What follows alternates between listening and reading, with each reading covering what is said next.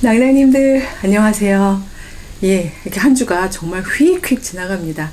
지난 시간에는 제가 완전히 완결을 못하고 이 어펙티브 뉴로사이언스에 대한 설명을 좀 드리겠다고 하고서 시간 관계상 막 지나갔었잖아요. 그래서 오늘은 모처럼 성경진도 안 나가고요. 이 책에 대한 이야기와 이 책이 왜 빨리 번역돼서 우리나라에 광범위하게 소위 말 소개되지 못했는가? 에 대한 이야기부터 시작해서 이 책에서 이 야크 팽크세프가 주장하고 있는 것은 무엇이며 이것을 지난 시간에 얘기했던 누룩 비유하고 이야기할 때 우리가 어떤 누룩을 널리 펼쳐야 할 것인가 이런 이야기들을 좀 가지고 좀 조금 더 21세기적인 현장에 대한 이야기로부터 한번 오늘은 좀 묵상을 풀어가 볼까 합니다. 우리나라 같은 경우, 우리나라 사람 너무 부지런하고 성실하잖아요. 그래서 외국 책들 같은 경우에도 정말 우리나라 현장에서 되게 필요하겠다 싶으면 굉장히 빨리 번역이 되고요. 굉장히 널리 유통이 됩니다. 유발 하라리라고 제가 아마 사피엔스는 따로 하진 않았지만 가끔 얘기했을 수도 있는데, 이제 히브리 대학교, 이스라엘에 있는 히브리 대학교 역사학 교수인데요. 그 사람은 책 3권 쓴 게 3권 다 글로벌로 굉장히 베스트셀러가 됐었어요. 사피엔스, 다음에 나온 호모 데우스, 그 다음에 21세기를 위한 21가지 제언으로 번역된 그 3가지 책이 굉장히 잘 팔렸었는데, 그렇게 유발 하라리 같은 그런 사람조차도 무슨 얘기하다 말고 자기 책이 막 잘 팔리는데 기여했던 것 중에 하나가 예를 들어서 어떤 책, 그게 사피엔스였는지 아니면 호모데우스였는지 모르겠지만, 우리나라, 그러니까 한국도 막 언급을 하더라고요. 한국에서 거의 단체로 샀던 그런 사례들이 많다, 이런 얘기 하기도 하고, 4차 산업혁명 쓴 클라우스 슈왑 같은 경우에 자기 책은요, 군부대에서 그냥, 우리나라 군부대요. 장정만 60만 명이잖아요. 설마 60만 명에게 다 줬는지 모르겠지만 한국 군부대에서 단체로 샀다 이런 얘기를 하기도 하고 그런 거를 제가 유튜브를 막 이렇게 서핑을 하다가 영어로 된 어떤 동영상들에서 한번 확인을 했었는데, 그러니까 우리나라가 이만큼 굉장히 빠르게 업데이트해 나가는 그런 사람들인데, 근데 유독 이 야크 팽크세프의 어펙티브 뉴로사이언스만큼은 미국에서도 그렇게까지 유행을 타지 않았고요. 우리나라에도 그렇게 알려지지 않은 그런 책입니다. 물론 알려지지 않은 학자들이 얼마나 많아요. 이 사람만 알려지지 않았다는 게 예외적이라는 건 아닌데, 내용을 알고 보면 혹시 교육학자들이나 관련자들이 이걸 읽었더라도 알려지지 않았겠구나라는 생각이 듭니다. 자, 왜냐하면요, 일단 이분에 대한 소개와 함께 이분이 여기서 주장한 가장 핵심적인 내용을 한번 말씀을 드려볼게요. 이 야크 팽크세프라는 분은요, 유럽에서 성장했어요. 그래서 독일 사람은 아닌데, 그가 살았던 접경이나 이 지역 면에서 독일이 패전했을 때, 소위 말하는 패전 국가의 사람들로 분류가 되어가지고, 수용소에서 한 4, 5년을 지내야 했던 일이 있었대요. 근데 그때가 어렸을 때인데, 진짜 학령 인구가, 그러니까 초등학교 들어가기 전 나이였을 때인데, 그런 때 이제 소위 이제 엄청 열악한 수용소는 아니지만 어쨌든 패전국 사람으로서 어떤 수용된 상황이라는 거는 소위 EQ, IQ, 발달 단계에 맞춰서 이렇게 길러낼 수 있는 그런 환경이 아니잖아요. 어른들도 여러 가지 면에서 미래도 안 보이고 이제 침울하기도 하고, 아이들 데리고 재미있게 놀아줄 수 있는 이런 상황이 아니라는 거죠. 근데 야크 팽크세프는 어린 시절에 어린이들은 놀잇감을 찾게 되어 있죠. 여기저기 놀잇감을 찾다가 쥐들을 발견한 거예요. 쥐들하고 놀기 시작했어요. 아침 먹고 점심, 어쨌든 하루 종일 쥐들하고 노는 거죠. 쥐들하고 열심히 놀다 보니까 쥐들의 표정을 살피고 쥐들의 행동을 읽게 되고 쥐들하고 친해진 거죠. 그야말로 쥐들하고 관계성을 만들어 간 거예요. 제가 오늘 먼저 말씀을 드리자면, 우리가 퍼뜨려야 될 누룩 중에 하나는 관계적 사랑에 대한 누룩을 이야기를 제가 드리고자 하는 건데, 그래서 이 관계성이 생기면서 야크 팽크세프는 어느덧 구별을 할 수 있게 됐대요. 아, 이 쥐가 지금 놀랐구나, 무섭구나, 흥미를 가지고 있구나, 화가 나는구나, 뭐 이런 거 짜증나는구나, 막 이런 이 쥐가 가진 감정들을 읽게 된 거죠. 표정을 통해서. 그러니까 너무 어렸을 때 자연스럽게 쥐는 감정을 가지고 있다라고 생각했던 거예요. 근데 아시다시피 우리나라만 아니라 현대 산업 문명에서 많은 실험들, 사람한테 안전한가를 실험할 때 많은 이제 실험들을 사람한테 직접 할 수는 없기 때문에 실험실을 많이 사용하는 동물이 쥐잖아요. 근데 그렇게 하기 위해서는 사실 이 쥐들이 공포도 느끼고 두려움도 느끼고 슬픔도 느끼고 막 화도 느끼고 이런 감정적 동물이라는 거를 사람들이 모두 공유해 버린다면 사실은 쥐를 실험실에서 실험 대상으로 사용하는 거에 대한 윤리적 문제가 생길 수 있죠. 사실 그러니까 말하자면 그런 거예요. 이런 이야기가 광범위하게 사실이든지 아니든지에 대한 문제와 별도로 이게 광범위하게 펼쳐졌을 때 이게 반갑지 않은 사람들은 너무 분명한 거죠. 즉 이런 실험과 어떤 실습을 통해서 결과물들을 만들고 그 manufactured 된 그 가공품, 생산품들을 만들어서 그걸 팔고 이익을 얻고 아니면 연구 성과를 올리고 이래야 되는 전반적인 모든 사람들에게 쥐란 정서적 동물이어서는 안 되는 거예요. affective한 여기 지금 affective neuroscience인데요. affective한 즉 정동적인 정서를 느끼는 그런 능력은 쥐한테서 없다라고 봐야 되는 거죠. 그래서 SR이라는 이론이 한동안 더 유명했었는데 그게 뭔가 하면요. 자극을 주면 반응한다 이거죠. 그러니까 이거는 반응은 하지만 쥐가 반응은 하지만 그건 단순하게 자극에 의한 반응이었던 거지 거기 정서가 들어있는 건 아니야 라는 이론이 훨씬 더 광범위하게 펼쳐졌었어요. 제가 대학 다닐 때도 그 이론으로 배웠던 기억이 있습니다. 그렇게 해야 사실은 많은 동물 실험들이 윤리적으로 말하자면 장벽도 없고 덜 괴롭잖아요. 그러다 보니까 이 어펙티브 뉴로사이언스의 중요한 주장들은 사실은 펼쳐지기가 어려웠을 거라는 생각은 듭니다. 야크 팽크세프는 이후에 성장하는 동안도 계속해서 너무나 당연하게 쥐는 정서적인 능력을 가지고 있다라고 보고 있었고 아울러 다른 포유류들하고도 이렇게 관계를 가질 또 당연하다고 생각했던 거죠. 그래서 이 사람은 자기의 어렸을 때의 경험과 자신의 호기심을 다 접목시켜서 이런 그 생물학적 베이스를 가진 뇌과학을 연구하고 싶어 했던 거예요. 그쪽 전공을 가고 있는데 박사학위 논문을 써야 되는데 지도 교수님하고 면담을 하면서 어떤 주제로 쓸 거니 막 이런 게 있잖아요. 그 내용을 가지고 얘기를 하려고 했더니 이제 당연히 이 얘기를 했죠. 그러면서 포유류가 가지고 있는 어떤 정서적인 능력, 역량에 대한 것들을 뇌과학적으로 한번 밝혀보고 싶습니다. 그랬더니 모든 선생님들이 다 말리신 거예요. 왜냐하면 이거는요, 수량 통계나 이런 걸 증명하기가 너무 어려운 거예요. 그렇지 않겠어요? 내가 뭐라고 얘기했더니 쥐가 슬퍼했어요. 라고 얘기를 한든, 그 쥐가 슬퍼한 걸, 쥐 얼굴을 찍어서, 땡이야, 슬픈 얼굴?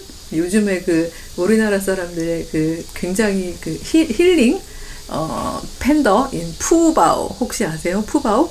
예, 용인에 있는 에버랜드에서 우리나라에서 처음 태어난 자연 번식에서 태어난 팬더다 보니까 그 친구 이름이 푸바오인데 용인 푸씨 막 이렇게 얘기하기도 하더라고요.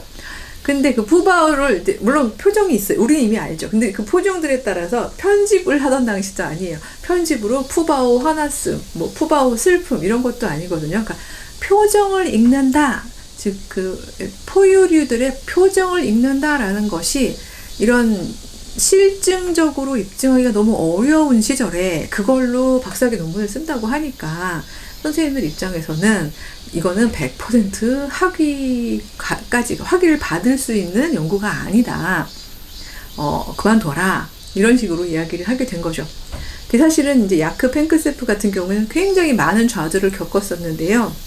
그 제자 중에 한 사람이 그런 감정 변화를 뇌파로, 그러니까 소위 말해서 눈에 보이게 측정 가능한 어떤 기술이 생기고 난다면 그거랑 접목시킨 뒤에야 이 이론이 사람들에게 어필을 할 수 있었던 거예요. 드디어 이제 진짜네? 라는 것들이 보여지는. 예, 그렇죠. 예를 들어 사람이 놀랐을 때의 어떤 뇌파의 어떤 그쵸? 기능과 추이와 만약에 쥐가 놀랐을 때 뭐 이런 건 비교 가능하잖아요. 그래서 이 뇌파나 뭐 이런 것들 아니면 또 어떤 전기 자극의 정보들 뭐 이런 것들 그래서 정보화할 수 있는 능력들이 많이 생기고 난 다음에는 이제 그 쥐가 가지고 있는 여러 가지 감각들에 대한 정서적 감각들에 대한 것들이 입증 가능해졌는데 여기 쥐만이 문제가 아니라 포유류 그러니까 그래서 여기서 사실 유인원이 나오는 거죠. 그러니까 말하자면 이제 침팬지인지 오랑우탄인지 이렇게 생긴 얼굴 이렇게 같이 있잖아요. 그래서 포유 즉 젖을 먹여서 키우는 동물들이죠. 정서적 유대감이 되게 중요한 이런 동물들의 경우에는 기본적으로 정동적 능력이 있는데 그걸 감당하는 데는 어딘가 하면 원시뇌 가장 먼저 형성되고 발달하는 이 뇌에서 위치를 제가 특정해서 딱 얘기를 하긴 좀 곤란할 것 같아요. 제가 뇌과학자도 아니고 얘기했다. 하지만 중요한 건 이 그러니까 중앙 원시뇌이고 가장 중심이 되며 가장 먼저 발달하는 그 뇌가 있는데 모든 포유류들이 공유하고 있는 부분이라고 합니다. 그래서 원시뇌, 프리미티브, 굉장히 원시적으로 먼저 생겨나는 원시뇌라고 이제 불렀는데 이 원시뇌 부분 왜 우리 보면은 뭐 전두엽은 성찰을 하고 후두엽은 뭐 시각으로 받아들이고 뭐 이런 소뇌는 운동 능력 뭐 이런 어떤 뇌마다의 능력들이 있잖아요. 근데 이 원시뇌 즉 중심에 있는 원시뇌가 하는 역할은 뭔가 하면 정서적인 즉 관계적인 능력을 길러내는 부분이라고 합니다. 그리고 모든 포유류는 이 부분이 가장 처음 태어나서부터 가장 처음 단계에서 이 원시뇌부터 발달을 한대요. 그래서 이 원시뇌가 발달을 다 잘하고 나는 상태에서 사실은 뭐 대뇌피질도 자극시켜주고 그쵸? 뭐 소뇌 운동도 시키고 여러 가지 할 수 있는 운동들이 되어줘야지 사실 원시뇌를 잘 발달시키지 않고 막 사칙 연산시키고 막 영어 과외시키고 이렇게 되면 이 뇌 자체가 통전적이고 아주 정서적으로 온전한 뇌로 발달하기가 어렵다는 이론인 거죠.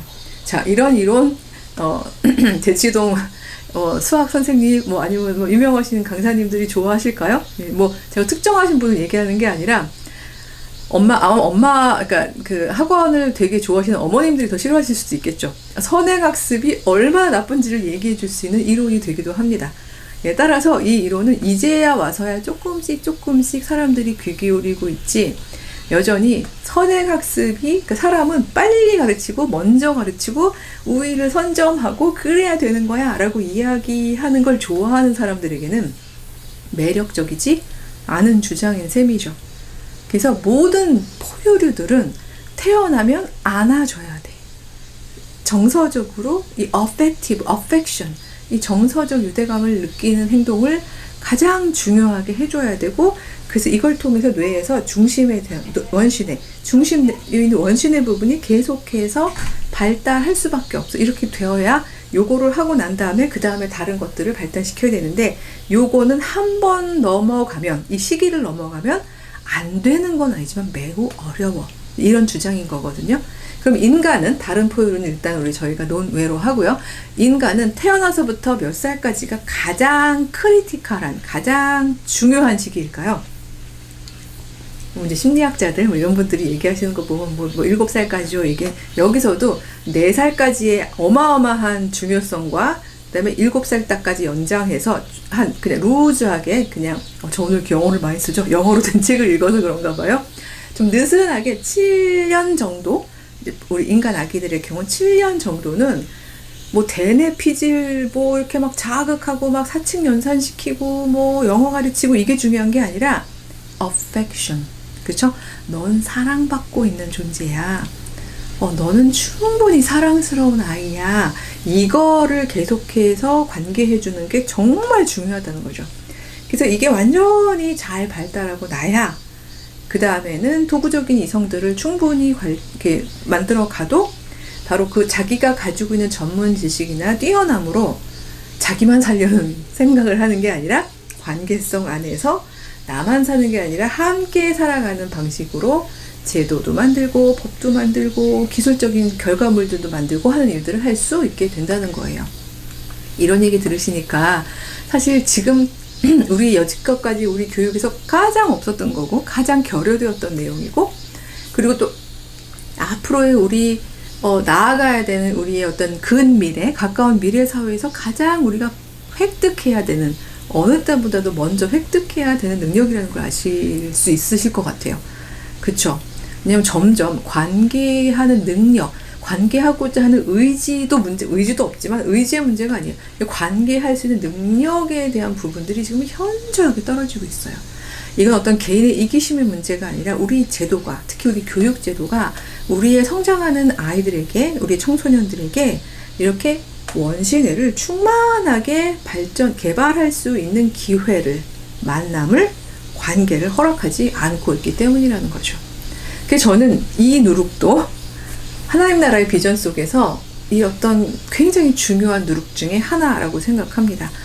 바로 이렇게 관계하는 마음, 정말 작은 생명 하나도 어렸을 때 병아리 하나를 이렇게 뭐라 그러죠? 힘을 잘 조절해서 잘 쓰다듬은 거를 계속해서 관계성 안에서 수행했던 사람들은요, 이 느낌을 기억하고 그때의 마음을 기억하고 그게 자기의 능력이 되고 역량이 되는 거죠. 이런 사람들은 아무리 자기의 삶이 벼랑 끝에 가고 아무리 힘들어도 나 화난다고 남을 가해하고 막 요즘에 최근에 별별 일들이 많았습니다만 그것도 폭력적으로 드러나고 하기가 어려워요. 왜냐하면 내가 가지고 있는 원시 뇌의 그 뇌의 기능이 이런 부분들을 제어하기 때문이죠.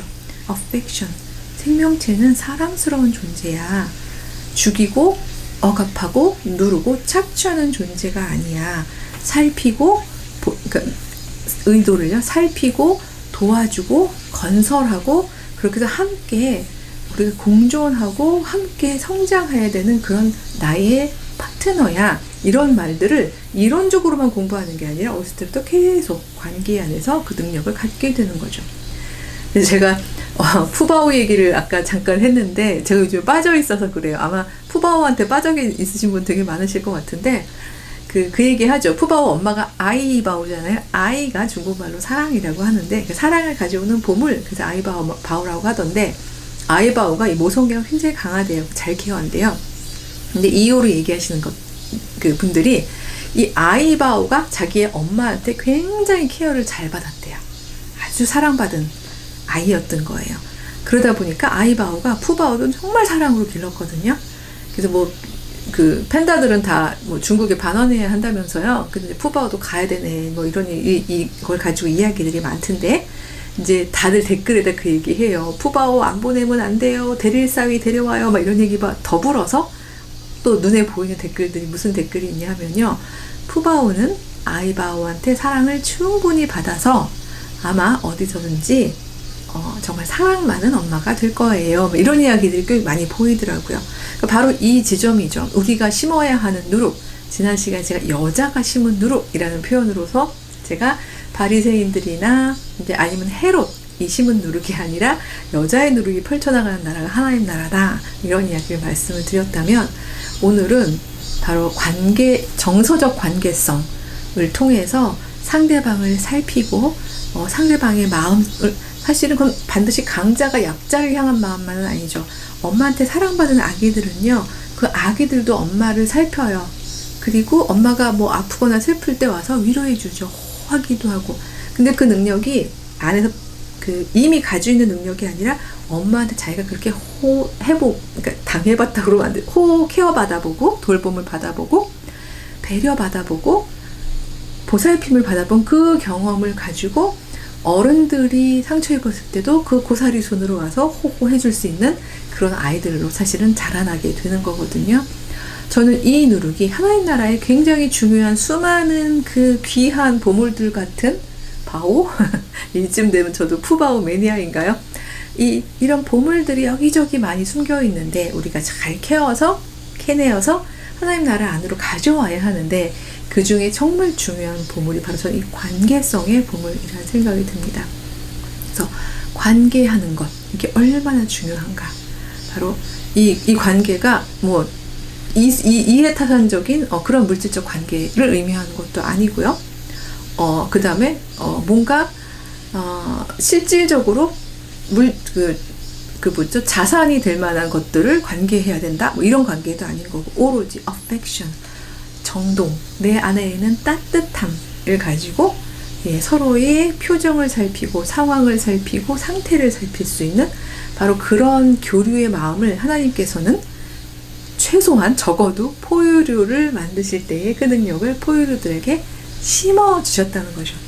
그것이 야크, 펜크세프라는 뇌과학자의 주장이라면 우리는 뇌과학까지 갈 것도 없이 우리의 성서 안에 정말 그걸 강조하는 수많은 내용들, 텍스트들이 있잖아요.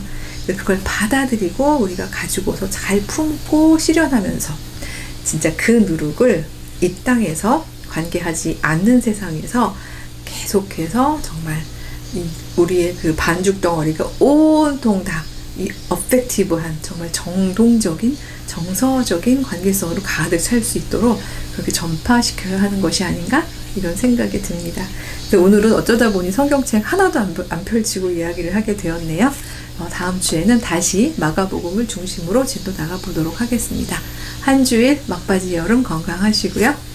안녕히 지내시고 다음 주에 뵐게요.